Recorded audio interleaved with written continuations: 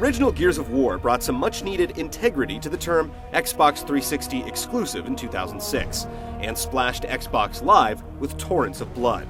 The sequel in 2008 dug even deeper, with its Horde mode influencing several shooters since to include some sort of enemy wave generator. You're mine now, bitch! Now the biggest, baddest, and most badass sequel of them all has emerged. Before the body parts start flying, here's a wish list to Cliffy & Co.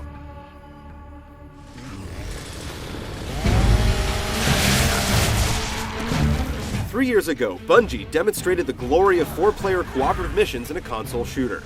Gunners could recruit 3 other Spartans and bring a sharper edge against the skull-crushing difficulty of Halo 3's toughest campaign settings.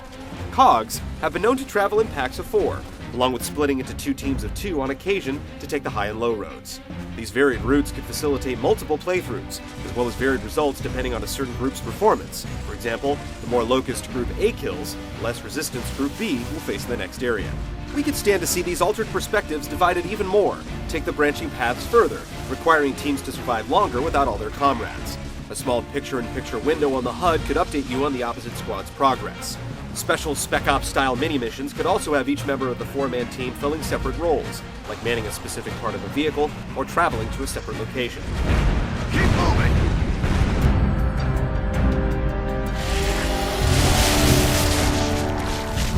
When you get a Lancer in your hands and the situation calls for close-up negotiations, it's tough to think of a weapon better suited for the job. Bring it! Still, we think there are plenty of gory close-quarter takedowns that have yet to be employed in the series. Take Scourge's dual chainsaw staff, for example. Even if these ultra-powered flesh rippers are a rarity in single-player and multiplayer, like the mechs in Lost Planet 2, the series has built a rep off ungodly firepower, and close-range bloodletting is the perfect place to start for Part 3. We've even heard of talk from Edge magazine of walking mech suits designed for an offensive push or a defensive standstill. The smoke, ink, and frag grenades are also starting to feel stale. We're ready for claymores, sensory charges, tripwires, explosives that toss random projectiles into the air, mobile chainsaw turrets, and more. Who's next? Edge has even indicated a submersible bomb that penetrates enemy cover. Let's see some creativity in the vein of Insomniac's Resistance franchise. Even a Molotov cocktail could shed more light when darkness becomes an adversary. Gadgets more geared towards crowd control, like charges that can slow or even stun the Locust, could come in handy.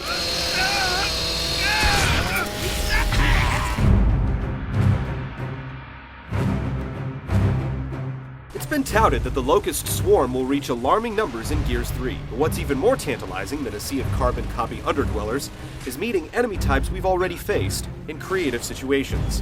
Berserkers were given a fantastic entrance in Gears 1 and were mysteriously absent in the sequel.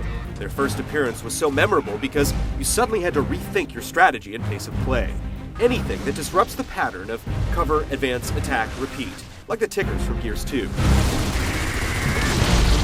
Early reports hint at Locust with tentacle-like appendages that can extend over cover and expose safe hiding spots. The cover system itself was improved in Gears 2, and if refinements continue to be made, any new Locust will most likely be designed to keep players on the move.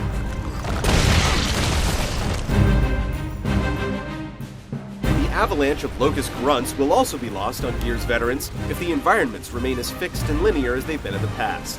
What's the use of 100 targets if they're all being funneled around the same street corner or through one doorway?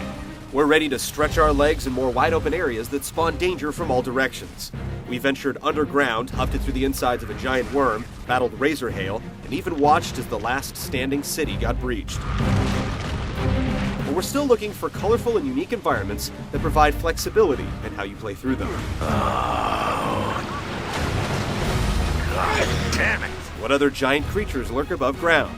Why not take to the skies with flying beasts more so than the Quick Reaver battle? We've heard rumors that at least one sequence will be underwater, which would make sense given the hollow avalanche ending of Gears 2. The book Gears of War: Jacinto's Remnant introduces the island of Vectis, a former cog base in a dense jungle. Epic's Unreal Engine 3 demo at GDC in March showed similarly themed areas. The DLC pack All Fronts let us plan out how we wanted to tackle a particular section. You can only go guns a-blazing or try a more stealthy approach using the Theron guard armor. Regardless of its originality, it was interesting trying to sneak by guards without ever having to fire a shot. Gears 3 could utilize a few sections like this, where sneaking plays a more dominant role. It might seem like this would play directly against what makes the combat great, but the strategy could play into specific achievements and end-level bonuses.